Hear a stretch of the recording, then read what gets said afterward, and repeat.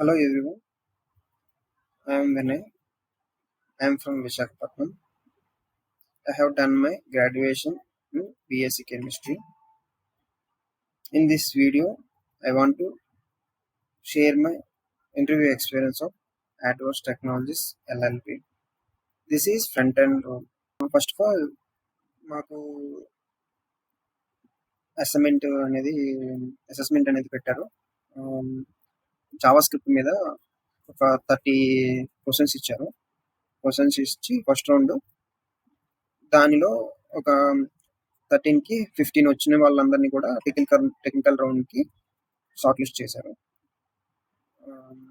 Short list అయిన candidates అందరికీ కూడా TR1 అనేది కండక్ట్ చేశారు. అయితే TR1లో ఫస్ట్ సెలెక్ట్ అయిన క్యాండిడేట్స్ అందరినీ కూడా ఫస్ట్ రౌండ్ క్లియర్ చేసిన క్యాండిడేట్స్ అందరినీ కూడా ఒక క్యాబిన్లో కూర్చొని పెట్టి ఒక తర్వాత ఒకరిని ఇంటర్వ్యూ పిలిచారు. అయితే ఫస్ట్ రెజ్యూమ్ తీసుకున్నారు. రెజ్యూమ్ తీసుకొని సెల్ఫ్ ఇంట్రడక్షన్ అడిగారు. సెల్ఫ్ ఇంట్రడక్షన్ చెప్పాను. చెప్పిన తర్వాత ప్రాజెక్ట్ ఎక్స్ప్లెయిన్ చేయమన్నారు. ప్రాజెక్ట్ ఎక్స్ప్లెనేషన్ చేశాను. ఏదో ఒకటి మనలే చూజ్ చేసుకోమంటారు. ఏ ప్రాజెక్ట్ మనం మెన్షన్ చేసిన ప్రాజెక్ట్లో ఏదో ఒక ప్రాజెక్ట్ ఎక్స్ప్లెయిన్ చేయొచ్చు. అది మన ఇష్టం. కానీ ఏంటంటే అందరూ కూడా సేమ్ ప్రాజెక్ట్స్ అనేవి రెజ్యూమ్లో మెన్షన్ చేస్తున్నారు.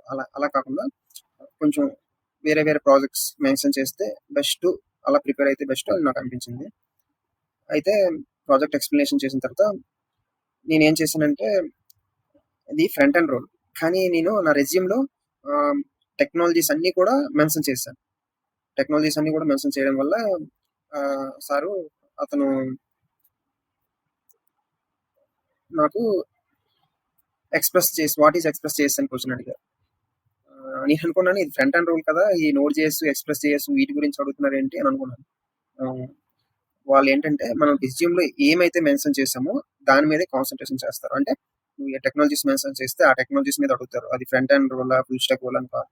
నీకు ఏ టెక్నాలజీస్ అయితే వచ్చో ఆ టెక్నాలజీస్ మాత్రమే మెన్షన్ చేయాలి రెజ్యూమ్లో. అయితే తర్వాత కొన్ని క్వశ్చన్స్ చెప్పాను, కొన్ని క్వశ్చన్స్ చెప్పలేకపోయాను. అయితే మీకు ఏ క్వశ్చన్స్ వచ్చో ఏ టెక్నాలజీస్ వచ్చో అవే మెన్షన్ చేయండి, రాని వాటిని మెన్షన్ చేయకండి అని చెప్పారు. చెప్పిన తర్వాత నాకు హెచ్టిఎంఎల్కి వచ్చారు. హెచ్టిఎంఎల్లోని క్వశ్చన్స్ అడిగారు. హెచ్టిఎంఎల్లో ఏం క్వశ్చన్స్ అడిగారంటే, which type of tag types available in HTML, next how to handle events in HTML, ఇంకా కొన్ని క్వశ్చన్స్ హెచ్టిఎంఎల్లో అడిగారు. తర్వాత నెక్స్ట్ సిఎస్ఎక్స్ బాక్స్ మోడల్ క్వశ్చన్స్ అనేవి కొన్ని అడిగారు. కొన్ని అడిగిన తర్వాత నెక్స్ట్ జావా స్క్రిప్ట్, మెయిన్గా జావా స్క్రిప్ట్ మీద చాలా చాలా డెప్త్గా అడిగారు క్వశ్చన్స్. జావా స్క్రిప్ట్ మీద మెయిన్గా ఫోకస్ చేయాల్సింది జావా స్క్రిప్ట్. ఫ్రంట్ అండ్ రోల్కి అప్లై చేస్తే మనం మెయిన్గా రియాక్ట్ జావా స్క్రిప్ట్ మీద, అంటే ఫెచ్ మెథడ్, ఏపీఐ కాల్స్, వాటన్నిటి మీద ఫోకస్ చేస్తే బెస్ట్ అని అనిపించింది. అంటే నేను రియాక్ట్ కూడా రావాలి, కానీ జావా స్క్రిప్ట్ బాగా వస్తేనే మనం రియాక్ట్ అనేది మనం బాగా అర్థమవుతుంది. లేదంటే దాన్ని మనం పర్ఫెక్ట్గా పెర్ఫామ్ చేయలేము ఇంటర్వ్యూలో. Thank you everyone. This is my interview experience.